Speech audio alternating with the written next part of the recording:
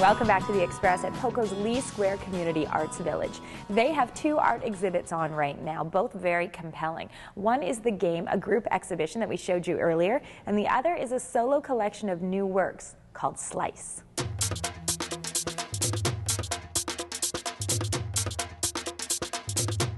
Well, Wendy Brown is the artist, and it's called Slice.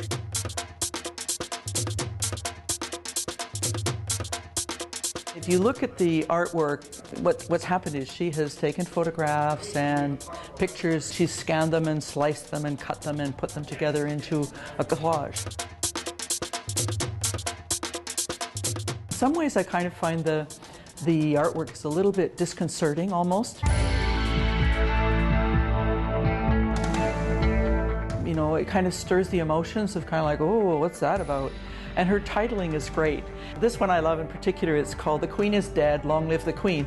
And it doesn't really look anything like a queen, but that's her interpretation of the picture.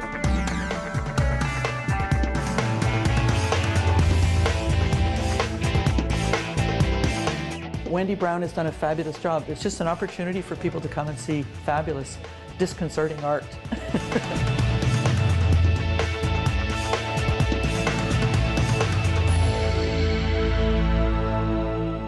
Slice at Poco's Leigh Square Community Arts Village. It runs until November the 7th.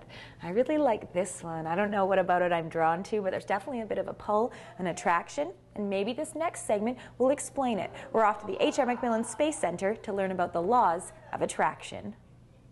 I am incredibly excited today because in all the years that we've been doing our Express segments here from the H.R. MacMillan Space Center, Raminder has wanted to do one experiment that he is just over the moon about.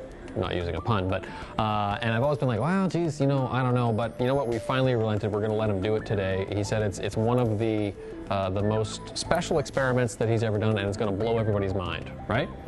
I guarantee it. Okay, all right. So where's the stuff that we need for the experiment?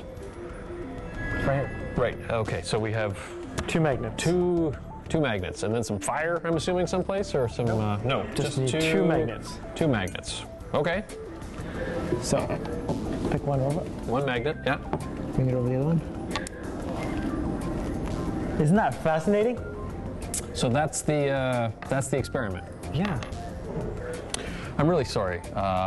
He had me convinced that this was a very exciting experiment when he pitched it to me a couple of weeks ago, but I've been really sleepy, and I thought there was more fire or something involved with it. Maybe it gets better. Can you explain to the people at home what they just saw in a exciting sort of way? Okay. Yeah. So, this tiny little magnet Right. was able to pick up that magnet. This tiny magnet is fighting against the entire Earth's gravity. The Earth is a big place as far as I'm concerned. It's very big. You wouldn't want to paint that. No. No. And it's got quite a bit of gravity. Sure. Keeps us on here. Yeah, it keeps the moon in orbit, right? Yeah. Yeah. But this little magnet has enough strength to beat Earth's gravity and pick that one up. That force is incredibly strong compared to gravity. Okay. In fact, if I was to write the number down. Okay. You're going to write down a number? Yes. I'm just going to write down a number. Is this your PIN number? I made that mistake. Don't do that. When someone asks for your PIN, just don't give it to them, because I got a lot of trouble for that. Can you explain what exactly this number is? Well, this number is 6 times 10 to the minus 39. Wow. And I mean, magnets are used all over the place. They elevate trains. Some of the speedy trains use magnets as their cushioning factor. I use them for clipping my sunglasses on, which I find quite effective. So my point is, the fundamental forces have a great variance in terms of strength. Mm-hmm. And this is actually one of the most fascinating things about physics, is that gravity is so weak compared to the other forces. Right.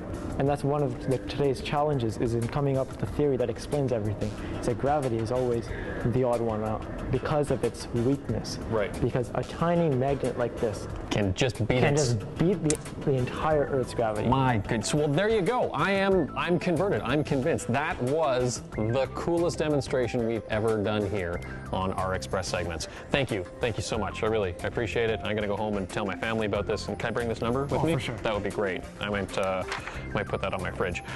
From the H.R. McMillan Space Center for the Express, I'm Cam Cronin, and the amazing who puts it all together every day. I'm blown away. There's always lots to learn at the Space Center and around the city. And it's time for our spotlight on local events. This three-day symposium features a full spectrum of creators, scholars, policymakers, and industry professionals. This event will recognize the achievements of women in media and propose solutions and strategies for the future. Here's a festival that celebrates food and the art it inspires. By reclaiming old traditions, eating locally, and producing sustainably, Sustenance reimagines the past as a way of the future. Vagabond Opera presents the new wave of opera, lusty, exuberant, gritty, and edgy. This is opera liberated and reinvented for everyone. Also on here at Poco's Leigh Square on Saturday, October the 16th is Thunder from Down Under. It's a tasting of wines from the Southern Hemisphere. Now that's it for today's Express. I'm Johanna Ward, and on behalf of all of us on the show, thanks so much for watching. We're going to leave you with a look at the Vancouver Biennale art scene, and we'll see you next time.